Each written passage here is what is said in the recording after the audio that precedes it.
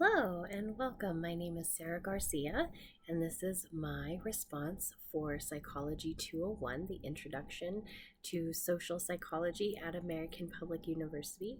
This video is for my project for week 3 of 8, and we were prompted to create a response to a popular media piece. I chose the Netflix original Jim&Andy, The Great Beyond, for my analysis. To give some background, a sort of disclaimer, like many 90s kids, I admired Jim Carrey for his work in his blockbuster trifecta of The Mask, Ace Ventura, and Liar Liar.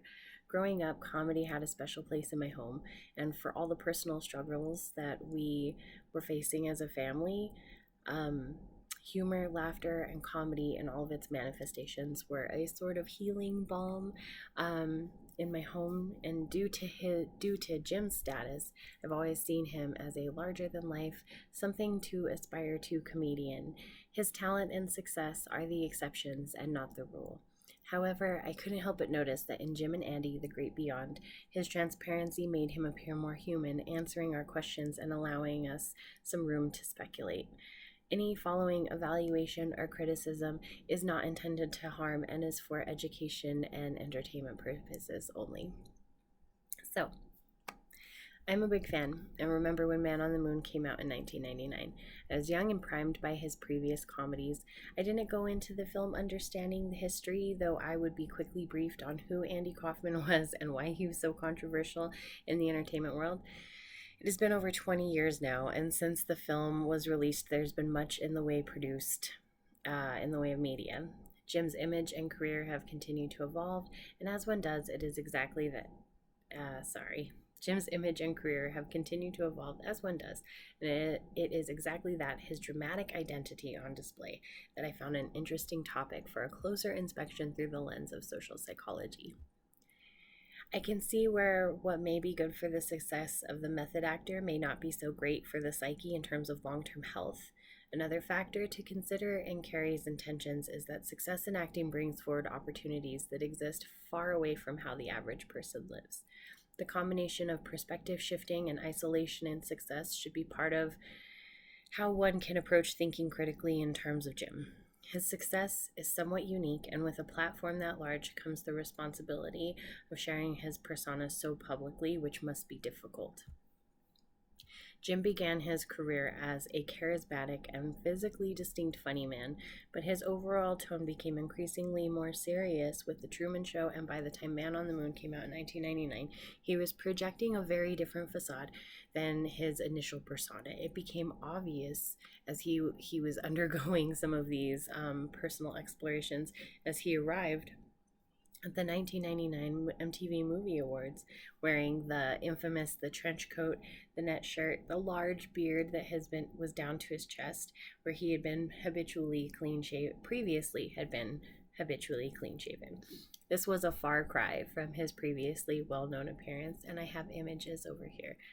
This change in appearance was the first of many attention-grabbing actions he has since adopted, and I think a nod to how playing Andy Kaufman changed the direction of his career and his life.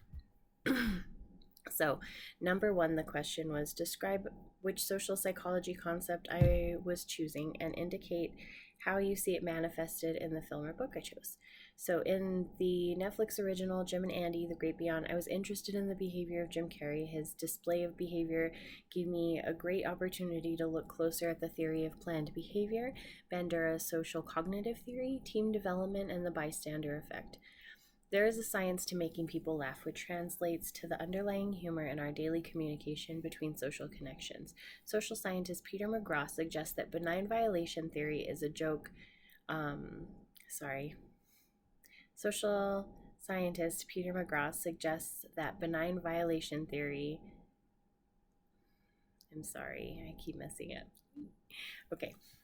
Social scientist Peter McGraw suggests through benign violation theory that a joke or moment will be viewed as funny if it benignly breaks the rules.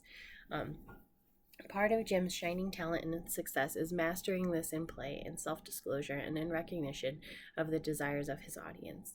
In Man on the Moon, Jim plays Andy Kaufman, another well-known, if infamous, comedian, and his rival side character, Muse, Tony Clifton, While the primary movie was being filmed, Carrey had cameras following his transformation into Andy. Jim's process of method acting appeared as though he allowed an amount of depersonalization to happen to take a backseat to his perception of how Andy and Tony could be portrayed. Once he had secured the role, he attempted to remain in character for the filming for 4 months, resulting in an identity crisis when it came time to retire the characters in post-production. He states in Jim&Andy that at one point he no longer knew himself, a suggestion that his perception of Andy became a part of himself and he lost track of who Jim should be. So, number 2, the social psychology concept. What does it mean? How has it been studied in the field of social psychology, and what have I learned this semester? So for the theory of planned behavior, it states that behavior is a function of 3 factors: attitude towards an act or behavior, what do I think, a subjective norm, what do others think, and a perceived behavioral control. Can I do it? According to Desta, 2014, the theory of planned behavior may be thought of as implications and interactions between attitude and behavior. Our attitude towards a behavior determines whether we will behave that way or not, and subjective norms are what we think others think of our behavior, and perceived behavior control means how well we believe we control our behavior. These 3 factors together help us gather a wider view of Jim's intentions in his behavior. Bandura social cognitive theory. Watching Jim and trying to keep Bandura in mind felt like my brain was trying to do aerobics. Social cognitive theory is the idea that personal factors, behavior, and environmental factors contribute to the maintenance of behavior. Keeping in mind that self-efficacy, goals, and outcome expectancies are likely to change in behavior, we can see that Jim's confidence in creating comedy with his goal of manifesting success and the expectation that there was potential in what he was trying to accomplish with his work in the film, his behavior would likely have to rise to match the pace and intensity of the behavior of Andy Kaufman exhibited when he was trying to evoke responses from the audience, whether those responses were good or bad. Aggression, specifically Carrey's mode of conflict and cooperation with his film crew in Man on the Moon. Aggression may be a result of recognized opportunity.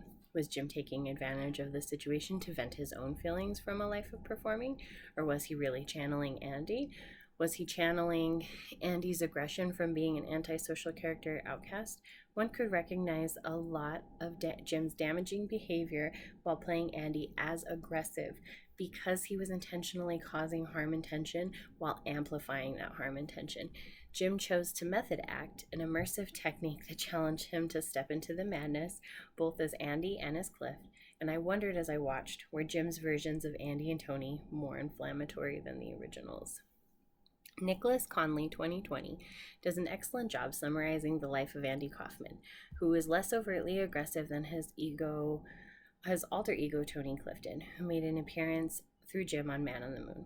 In Jim&Andy, a great deal of the aggression towards cast and crew members was in the name of Tony Clifton's performances.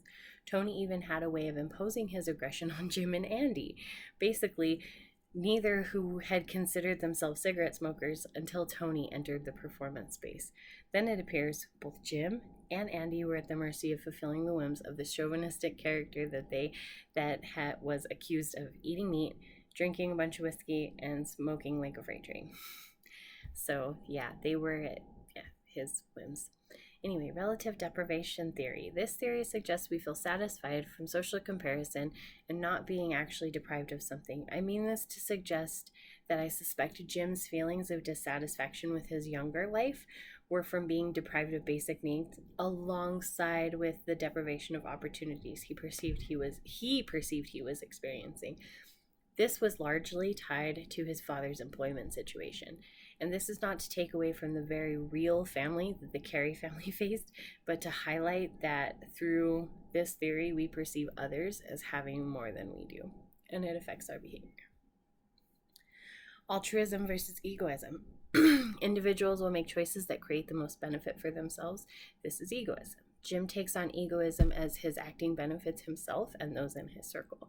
He's not doing the work to benefit Andy, who is no longer with us, or Tony by extension.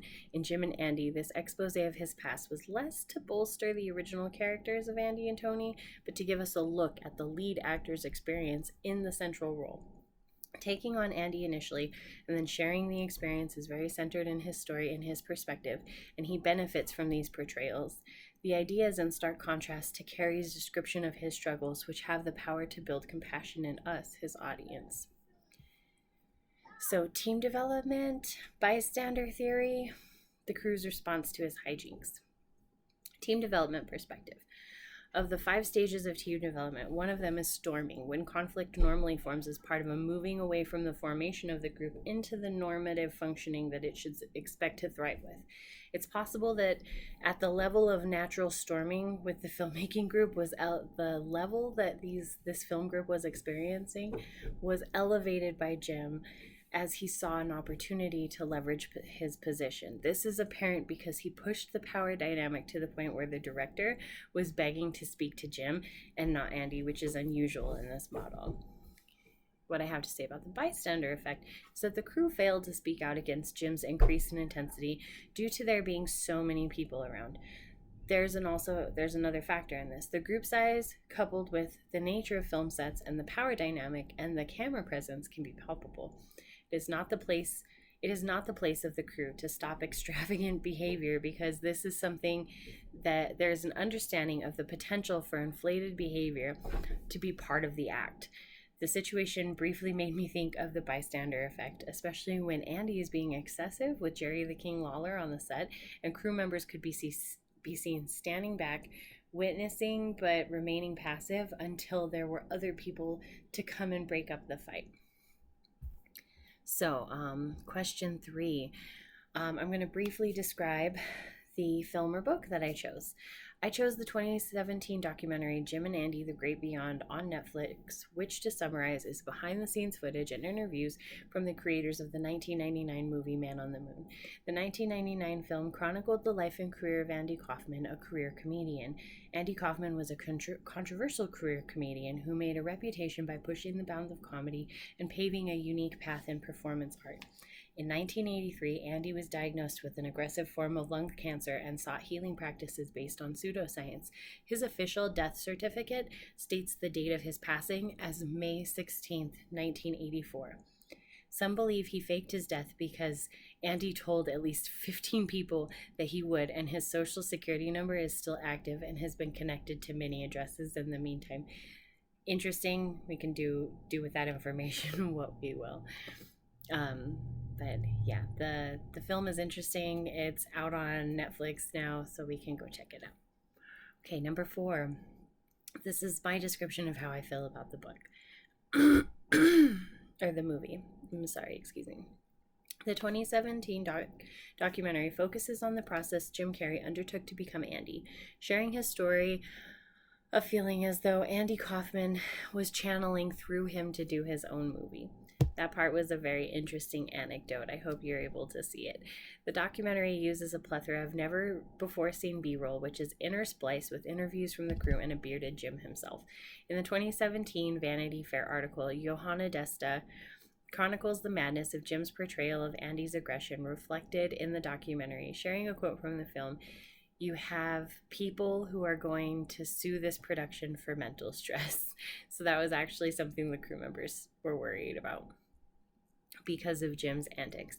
In the time following Man on the Moon, Carrey's identity crisis may have had much to do with the inability to disentangle what he knew as his different identities in terms of social identity theory, distorting his sense of belongingness and his general view of himself. And my sources there. So there was something aggressive about Andy. There was something I came back to over and over again while I was working on this project. Was the aggression coming from Andy or Jim? I suspect it was a little bit of both. There was much of Jim's behavior that changed between how he was perceived prior to and after Man on the Moon. His behavior on set as Andy was filtered through the perception of his experiences and behavior of Andy. And somewhere in this, there was an aggression that was adopted. This was evident in Andy's stunt of wrestling with women, the original Andy. But there was an intent to harm within Andy's comedy that I suspect had a profound effect on the trajectory of Jim's mental health and career. Because Andy was so aggressive, this was going to deeply affect Jim and the rest of his career. Who I guess he has since retired from film. So, Jim may have been spectacular about channeling Andy, but it was the best thing, but was it the best thing for his long term health? That's debatable. Jim even shared that his use of substances dramatically increased through Man on the Moon's filming, as did Andy's while playing Tony Clifton. I wonder how much of that was just because of Tony and how much of it was stress within themselves. Anyway, concern for Jim Carrey. I really enjoyed choosing this film and this topic to look closely at because I was interested in how Jim and Andy, these two humorous individuals, came to influence audiences over such a considerable amount of time. This extends not just through Andy's initial career, but Jim's portrayal of Andy's life and work, and then finally the inside look at the process of the portrayal, specifically Jim's emotional coping, his self-control, internal expectations, behavioral capacity, self-efficacy, and the environment feed back into his performance through reinforcement and reciprocal determinism. I have a genuine concern for his mental health and had a lot of personal feelings arise from this project that I had to examine. But I want to be clear that I'm trying to avoid pathologizing him, Jim's adoption of behaviors and how those behaviors were motivated by the environment, the group formation, the power dynamics, the internal motivation, and the desires and constructs all at play with social cognitive theory are all accessible to us, meaning any one of us could have made similar choices. I'm not equipped to speak on the exact state of his mental health. I can only repeat what I see as an overlap between the psychology concepts and how his behaviors have manifested. I had expectations of him going into this project that were personal due to his placement in the media I consumed as a child, but looking at him through the lens of psychology, it's allowed his celebrity to fall away. And I think through social connection through the media, both in the creation and viewing of content, we became connected in social psychology. Thank you.